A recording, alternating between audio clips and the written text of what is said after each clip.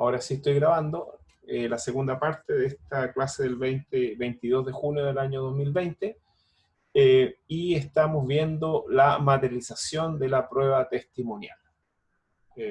Como ya les dije, lo que vamos a revisar va a ser la materialización de la prueba testimonial, terminar con la prueba testimonial en cuanto a su valoración, después ver algún que otro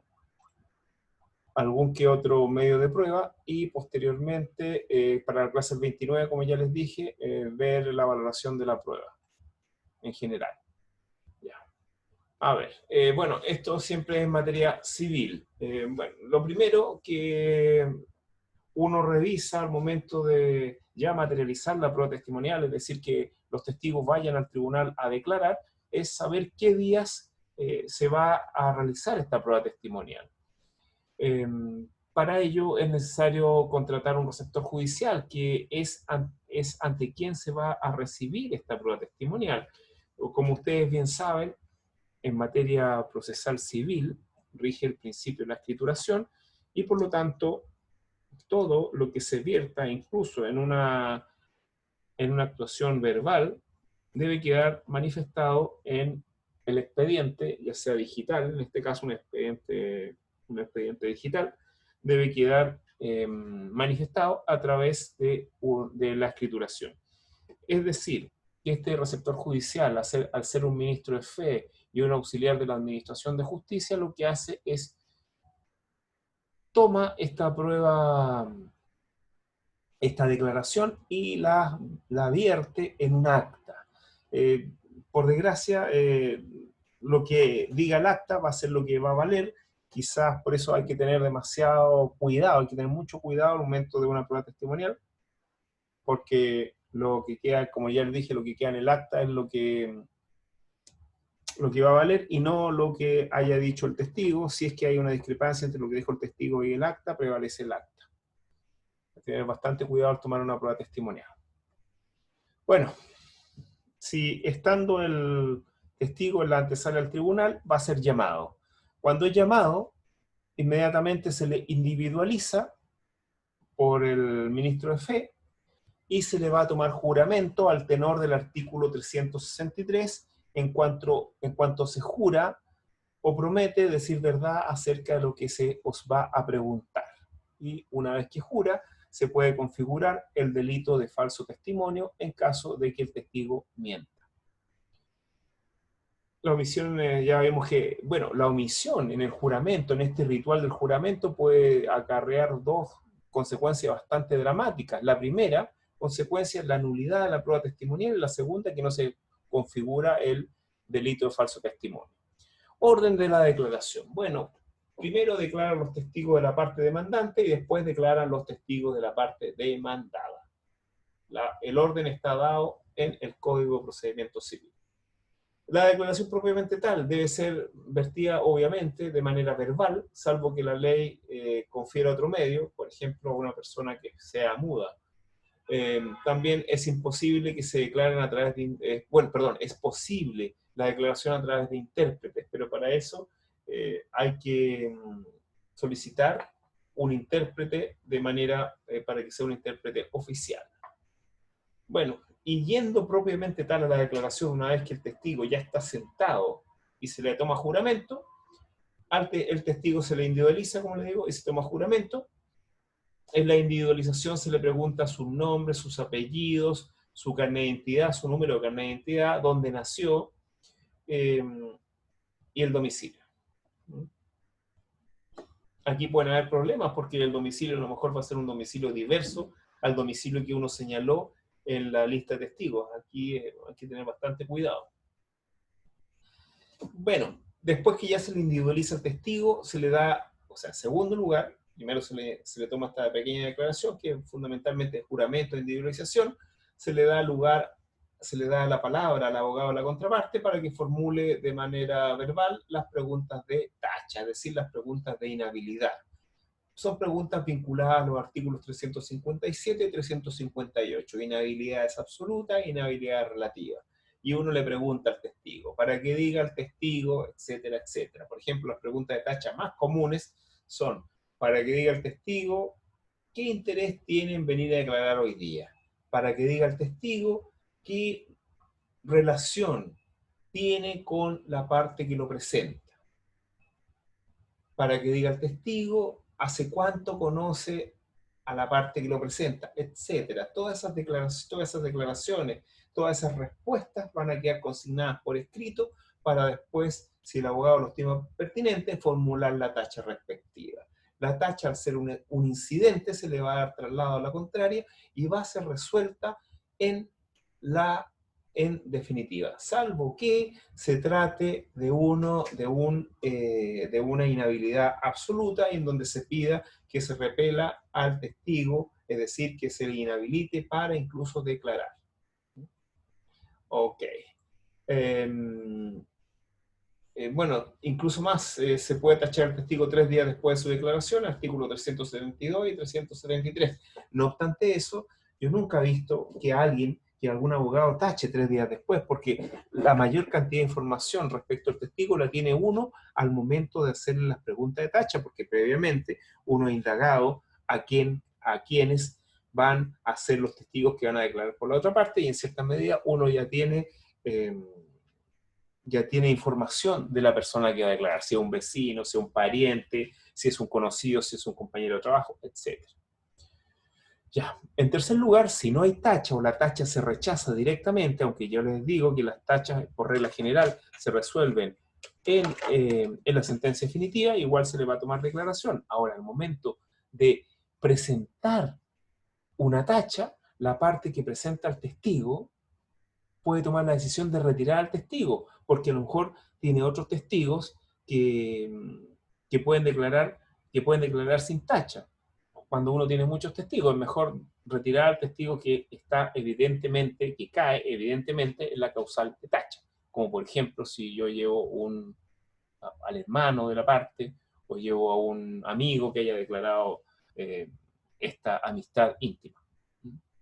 Bueno, en tercer lugar, bueno, y después si se rechaza la tacha o si no se hace tacha, se le empieza a tomar declaración. Es interrogado por el tribunal primero, el tribunal está representado en este caso por el ministro de Fe, y luego se le da la palabra al abogado que presentó al testigo para que haga las repreguntas. Y ahí es lo que yo ya le había dicho en cuanto a las repreguntas, sirve más que nada para acotar lo que dijo el testigo, en cuanto puede ampliar, puede también complementar lo que haya dicho, pero siempre que lo haya dicho. Lo mismo respecto, ahí está lo que les señalaba al respecto, rectifiquen, esclarezcan. ¿Ah? Artículo 366, inciso primero del Código de Procedimiento Civil. Una norma bastante importante que todo abogado litigante la maneja. A ver, en cuarto lugar, le corresponde contrainterrogar al abogado de la contraparte, que también tiene la misma limitación. Les pido que por favor apaguen sus micrófonos. A ver, voy a silenciar los micrófonos. Ahí sí, ya. Salvo que quieran intervenir. A ver, podemos hacer una recapitulación acá. Hemos visto cuatro partes o 4 etapas de la declaración del testigo. La primera sería la individualización y juramento. En segundo lugar, las preguntas de tacha. En tercer lugar, la declaración. Y en cuarto lugar, las repreguntas y las contrainterrogaciones. Esa sería la estructura de un interrogatorio normal. Oposición en el interrogatorio. Bueno, también uno puede oponerse a las preguntas que se hagan como repreguntas o como contrainterrogaciones. Y fundamentalmente la forma de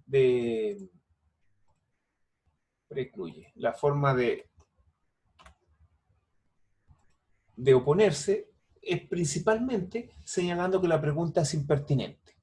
¿Y por qué va a ser impertinente la pregunta? Porque no tiene que ver con un hecho pertinente, controvertido y sustancial del proceso. Por eso es impertinente. En segundo lugar, la pregunta puede ser, esto sí es por doctrina, todo lo que le estoy indicando es por doctrina. ¿Qué significa esto? Por lo menos Esto, claro, sería impertinente porque no corresponde al artículo 320 que regula, o 319 y siguientes que regula la declaración y los hechos que van a ser pertinentes y controvertidos sustanciales. No hay una norma eh, que diga directamente que estas preguntas están prohibidas, sino solamente por vía genérica y doctrinaria, incluso hasta jurisprudencial. Ahora bien, en el en el Código Procesal Penal sí aparecen normas de exclusión, de interrogación o de preguntas prohibidas que están en el artículo 330 del Código Procesal Penal, para el que la quiera revisar. Bueno, cuando la pregunta es inductiva o sugestiva, lo que se hace es excluir la pregunta, porque esta pregunta, la formulación de la pregunta inductiva o sugestiva, implica que es el abogado que está preguntando, el que está poniendo la información en los labios o en la boca del testigo. Es claramente inductivo. Si yo le pregunto a un testigo para que diga al testigo como cierto efectivo que tal día iba conduciendo el auto y llegó a tal intersección y chocó, el testigo le basta decir que sí para que, para que todo el material probatorio introducido por el abogado que lo presentó sea introducido también al expediente virtual. Bueno, también están las preguntas engañosas, que más que nada son preguntas que uno podría en el Código de Procedimiento Civil o en el sistema civil indicar que son más bien impertinentes. Ok, bueno, ya le había dicho que esta audiencia se rige por el principio de protocolización en cuanto a resguardar la escrituración y no la oralidad, por lo tanto lo que vale es el acta. Esto es importante cómo inhibir, eh, cómo, cómo inhibir a un abogado que hostiga a un testigo propio. Bueno, fundamentalmente, eh, la forma es a través del artículo 88 del Código de Procedimiento Civil, que es una manifestación de la buena fe en el proceso civil, y en este sentido lo que se limita es la posibilidad de incidentar en el proceso cuando se han perdido dos incidentes dentro del proceso. Uno puede solicitar al juez que participe la otra parte para que tenga que consignar previamente a poner cualquier otro incidente. Aquí está una de las partes más importantes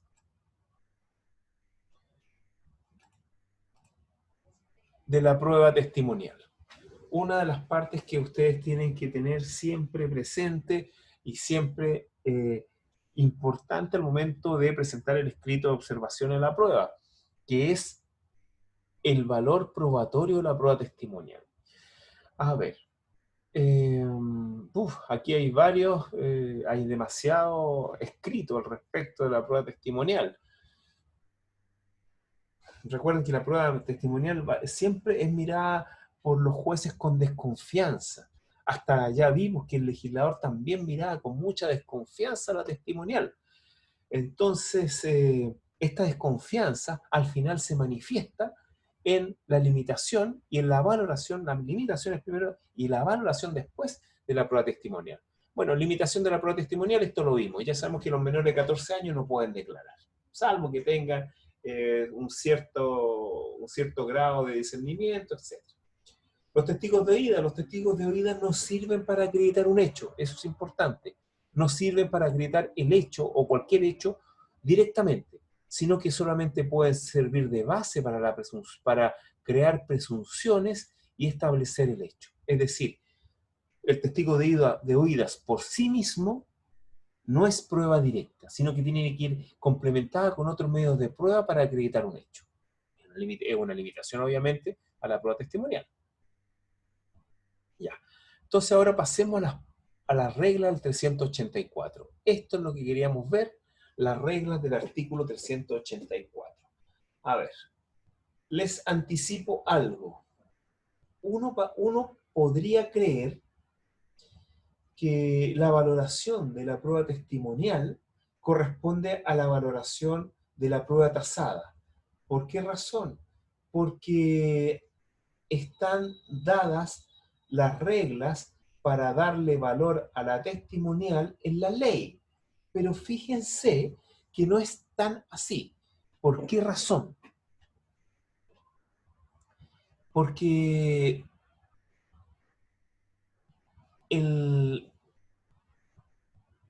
o sea, esta regla, la del 384, a ver, no, la regla del 384 en el Código de Procedimiento Civil original decía que estas reglas que hará plena prueba, es decir, tenía una regla más bien imperativa, que debían seguir los jueces. Pero actualmente, de la lectura del artículo 384 del Código de Procedimiento Civil, nos podemos percatar que esa norma, que esta norma 384, es una norma más bien facultativa. ¿En qué sentido? En que, en que en los numerales, del 384 aparece que podrá.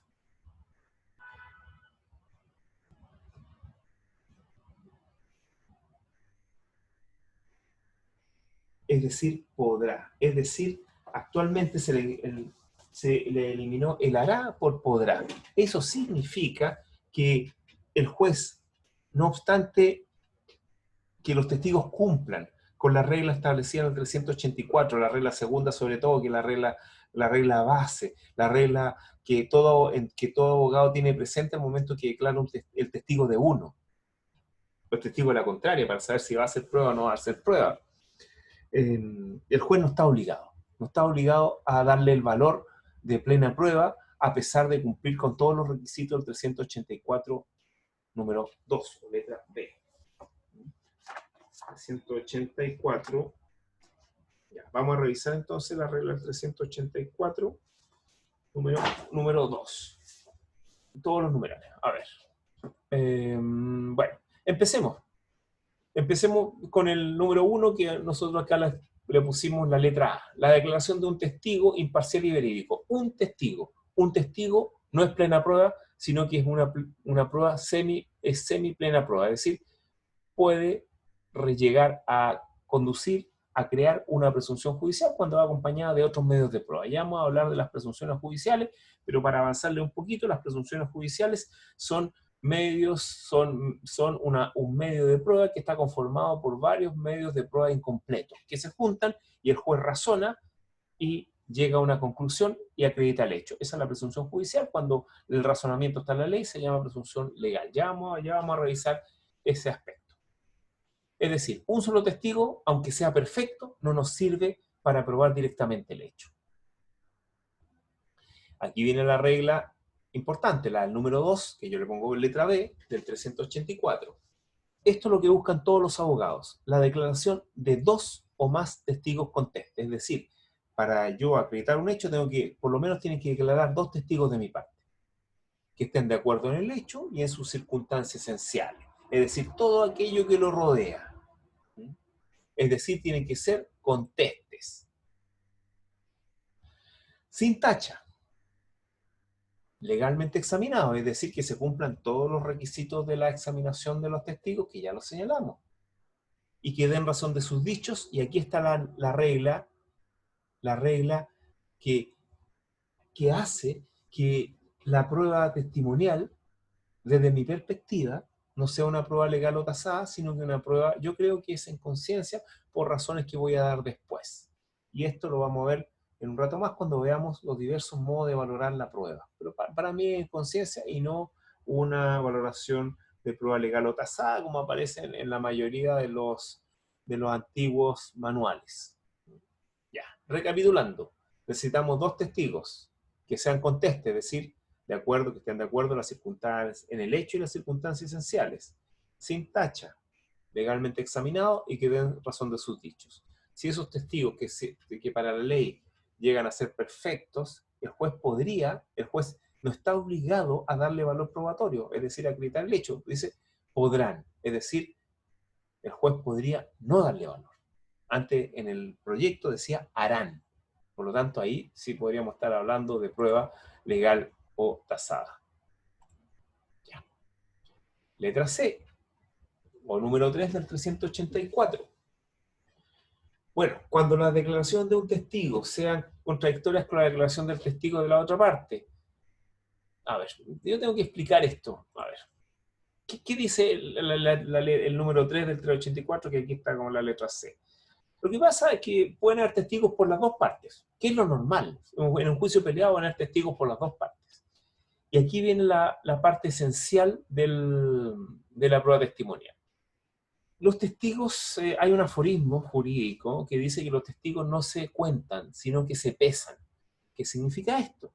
Significa que el juez deberá, no, o podrá darle valor a lo que dicen los testigos de una parte, aunque sean de menor cantidad, pero de mejor calidad. ¿Por qué? Porque están más instruidos en los hechos, tengan mejor fama, acuérdense del siglo XIX, sean más imparciales y verídicos, etc. Y estén más conformes al mérito del proceso. 160 del Código de Procedimiento Civil. O sea, los testigos se pesan, no se cuentan. Es decir, se prefiere la calidad por la cantidad. Esa es la tercera regla. ¿Ves que es fácil la regla? La primera regla es un solo testigo. Perfecto, pero un solo testigo. Máximo puede llegar a ser una presunción judicial. La segunda regla, que es la regla de oro. Dos testigos con todas esas calidades que ya les señalamos. Dos o más testigos.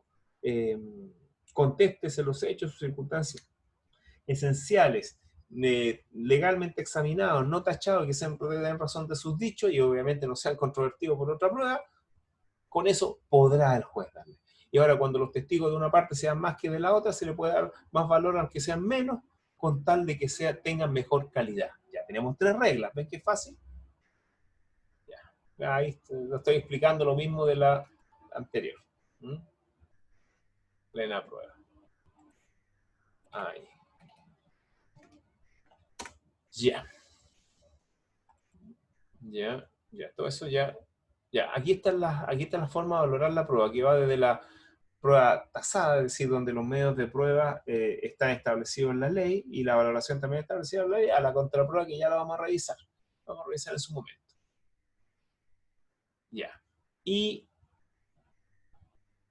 bueno, fundamentalmente esas serían la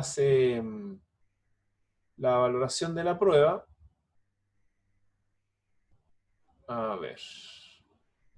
Sí, sí. Después vienen dos reglas más que tienen que ver con la adquisición procesal de la declaración de los testigos, es decir, si un testigo de la parte demandante declara en favor de la parte demandada, se puede tomar en cuenta por la parte demandada, es decir, se adquiere procesalmente esa declaración.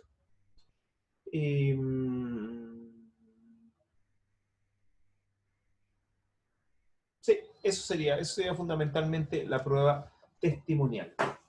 ¿Alguna consulta? Quedan 10 minutos. ¿Alguna consulta hasta el momento? ¿No? A ver, ¿por qué digo que podría ser en conciencia la valoración? Digo que podría ser en conciencia porque al final se le deja la última palabra al juez y no se le da ningún parámetro. Entonces el único parámetro que puede haber en cuanto al juez decir si da por probable hecho con esos testigos o no lo da por probable hecho con esos testigos que son tan perfectos, siendo la regla 2 del artículo 384, se le deja más que nada a la conciencia del juez. Ya. Informe de peritos. ¿Alguna duda, alguna consulta o sigo? ¿Sería sana crítica o libre convicción del juez, en este caso, para tomar el peso a la prueba? Ya, ¿usted sabe lo que es la sana crítica o no? ¿O la estudió, la leyó de acá de mi apunte? No, porque estábamos haciendo un trabajo para la cátedra de administrativo y Ya, salían a hacer una ya. diferencia entre la Mire, sana crítica y la libre convicción. yo creo que es en conciencia, yo creo que es en conciencia porque se le da eh, se le da la decisión al juez, pero no se le deja ningún parámetro, por lo tanto el único parámetro que tiene es el parámetro interno, el parámetro como juez. No es libre convicción porque realmente no se le deja la libertad, sino que se le deja internamente a él. No se le dice que es libre incluso, tampoco. No es sana crítica porque la sana crítica tiene parámetros, y los parámetros están establecidos jurisprudencialmente y también están establecidos cuando el Código de Procedimiento Civil quiso que el juez valorara un medio de prueba mediante la sana crítica, lo dijo expresamente. Entonces, por eso no es sana crítica. Pero ya vamos a ir avanzando en esto. Yo creo que en la clase del 29, esa que va a ser voluntaria, ahí vamos a ver lo que es la sana crítica. ¿Ok? Ya, si tienen cualquier duda me interrumpen, porque ahora terminamos la prueba testimonial y vamos a ver el informe de peritos. A ver, ¿qué es lo que es importante respecto al informe de peritos? Voy a recalcar solamente 3 puntos y el resto ustedes lo leen del apunte o lo pueden ver de libros que yo ya he recomendado. Mire, el informe de peritos es el medio de prueba más moderno que regula y que menciona nuestro Código de Procedimiento Civil. Eso es lo primero, que es lo que tienen que tener presente. En segundo lugar, el medio de prueba informe de peritos tiene importancia en cuanto a la designación del perito. ¿Y por qué guarda importancia? Porque fíjense que los jueces árbitros se designan de la misma forma que los peritos. Es decir, hay una remisión de la designación de los jueces árbitros a la designación de peritos. Por eso también es importante. Y en tercer lugar, la prueba pericial es importante porque es el único medio de prueba en sí, como medio de prueba propiamente tal, dentro del catálogo, que la ley expresamente le ordena al juez que valore según la sana crítica. Esos son los 3 importancias que tiene el informe de perito. ¿Qué es un perito? El perito es un tercero, otro tercero que interviene en el proceso. Extraño al juicio, pero que posee conocimientos especiales sobre una ciencia, técnica o arte. Cuando esa ciencia o técnica, no hablemos de arte, porque el arte no creo que esté regulado por el Ministerio de Educación o está regulado mediante una profesión formalmente, se necesita el título para ser perito. ¿Funciona el perito? Bueno, ¿qué es lo que hace el perito? Procedencia de... Esto es reglamentario realmente, esto es bastante reglamentario, así que yo lo voy a pedir que lo revisen de su apunte.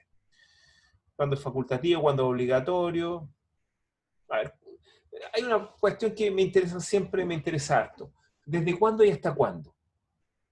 En materia testimonial, solamente se puede rendir y pedir la testimonial dentro del probatorio. En el caso de los peritos también, dentro del probatorio. Se rinde y se pide dentro del probatorio. Bueno, aquí hay reglas del nuevo sistema del Código Procesal Penal, del examen y contraexamen. Lo que pasa es que los peritos son tratados como testigos en el sistema procesal penal, para que sepan. Se le interroga igual que un testigo. ¿Cuándo se puede excluir? Bueno, esto es materia del Código Procesal Penal, pero es bueno que lo sepan. Los requisitos para ser perito, ya lo dije, tiene que tener título y, bueno, tiene que tener, primero, tener la calidad de un testigo hábil y tiene que tener el título si es que está regulada en la ciencia o arte o lo que sea por vías normales. Si no, por ejemplo, les puedo dar, una visión de esto. Antes no existía la carrera de perito judicial, podríamos decir, o perito judicial en determinados aspectos. Por ejemplo, perito mecánico. Nadie enseñaba a ser perito mecánico, sino que un perito mecánico era un ingeniero mecánico. Ahí tenía título. Pero, ¿y el perito calígrafo? ¿Y el perito dactiloscópico? ¿Y el perito balístico? No existe el título de perito balístico.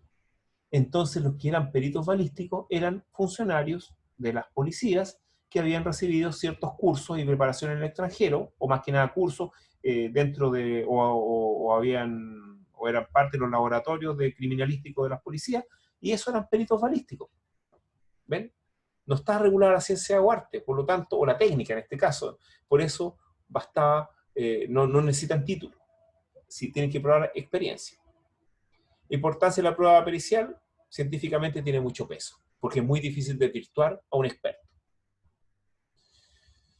Ahora, los peritos se designan de la misma forma que los jueces árbitros, como ya lo señalé, y la valoración es conforme a la sana crítica. Esa sería la importancia. El procedimiento de designación de perito está regulado en el 414.417. Yo les puedo decir que en este caso, me quedan 3 minutos de clase, en este caso se cita una audiencia, y en esa audiencia, si están de acuerdo, se designa el perito, y si no están de acuerdo, el juez designa el subsidio al perito. Todo esto es más bien reglamentario. Cómo se lleva a cabo el peritaje, 3 etapas, una el reconocimiento, la aceptación, después viene el reconocimiento, después viene el informe, el dictamen, que forma realmente el informe, que da cuenta del medio de prueba, que se llama informe pericial. Los gastos del perito honorario, bueno, los paga la parte que lo pidió, salvo que estemos frente a la condena en costa. Ya. Y valor del informe pericial, sana crítica. Eso, la confesión la vamos a dejar entonces para la próxima clase del 29, que no es obligatoria, pero igual la voy a grabar, así que la voy a subir a YouTube. Ahora voy a subir las 2 clases, la del lunes pasado y esta. Lo más importante aquí es la prueba testimonial. ¿Alguna consulta? Quedan 2 minutos para terminar la clase. ¿No? Bueno, como les dije, esta sería la última clase, porque después, el 26, terminan las clases, tengo que tener las pruebas, y tengo que tener también, bueno, sus notas, y ahí habrá que ver cuándo es la fecha para la prueba recuperativa, que la voy a hacer a través de Zoom oral, ¿ya? Sí, Disculpe, profe, dígame. ese mismo día les vamos a avisar para rendir la recuperativa. Es que no sé cuáles son las fechas de la recuperativa todavía, seguramente esta semana me las van a mandar. Ah, sí, claro, son antes, así que... Ya, bueno. Ya, profe. Ya. Chau. Bueno, entonces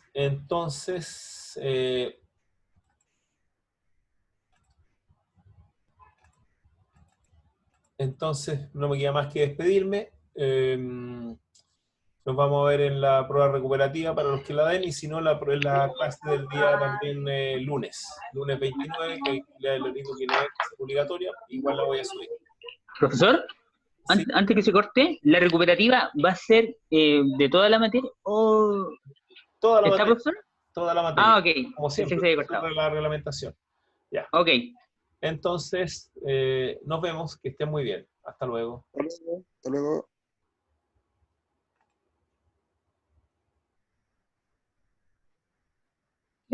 Hasta luego, profesor. Hasta luego. Hasta luego. Chao, profe. Chao. Hasta luego, profe. Chao.